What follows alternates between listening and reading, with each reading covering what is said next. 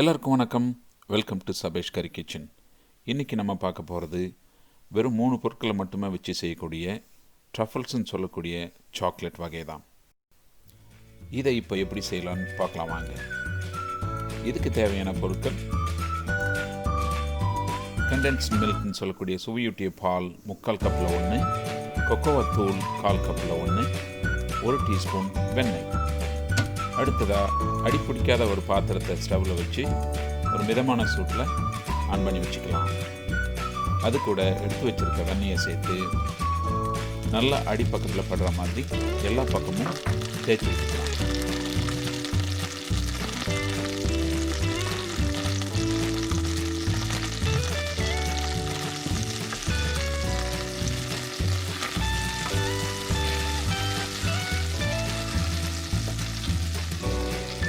இப்போது இது கூட எடுத்து வச்சிருக்க சுவை கூட்டிய பாலை சேர்த்துக்கலாம்.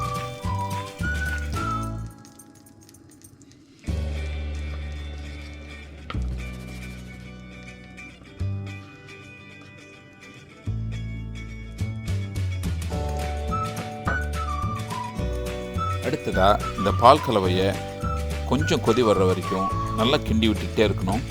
இதில் அடி பிடிக்காமல் பார்த்துக்கலாம்.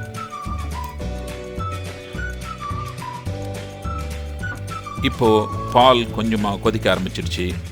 இது கூட நம்ம எடுத்து வச்சுருக்க கொக்கோவா தூளை எடுத்து ஒரு சளிப்பானில் போட்டு மெதுவாக சலித்து பால் கூட சேர்த்துக்கலாம். இந்த தூளை நேரடியாக சேர்க்குறப்போ அது கட்டி கட்டி ஆகிடும். அதனால் இந்த மாதிரி சலிச்சியே போட்டுக்கலாம்.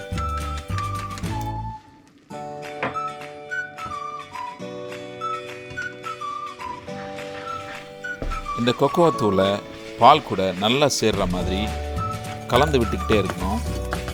இந்த கலவை இன்னும் கொஞ்சம் நல்லா கட்டியாக ஆகிற வரைக்கும் இதை நல்லா கலந்து விட்டுக்கிட்டே இருக்கலாம்.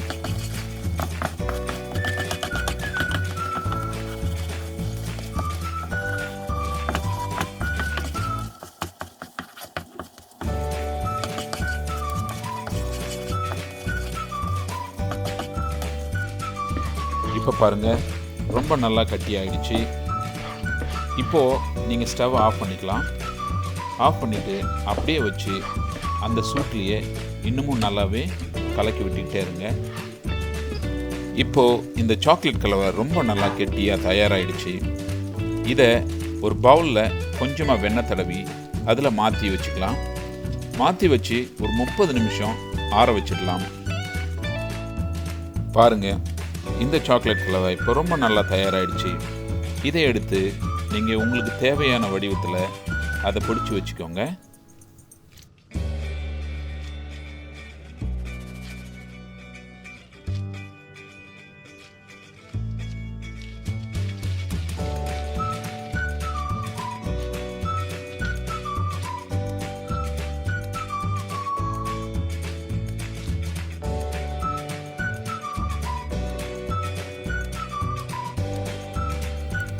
இப்போது இந்த சாக்லேட் கலவையை தேவையான வடிவத்துக்கு மாற்றியாச்சு.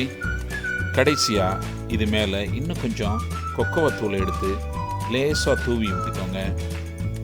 கொக்கோவா தூளை நீங்கள் அதிகமாக பயன்படுத்தினீங்கன்னா கசப்பு இருக்கும். அதனால் உங்களுக்கு எந்த அளவுக்கு வேணுமோ அந்த அளவுக்கு போட்டுக்கோங்க.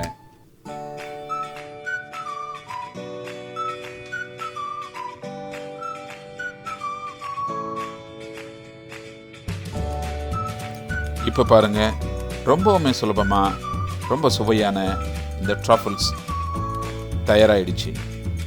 இதை நீங்களும் செஞ்சு பாருங்கள். எப்படி வந்துச்சுன்னு கமெண்ட் பக்கத்தில் வந்து சொல்லுங்கள்.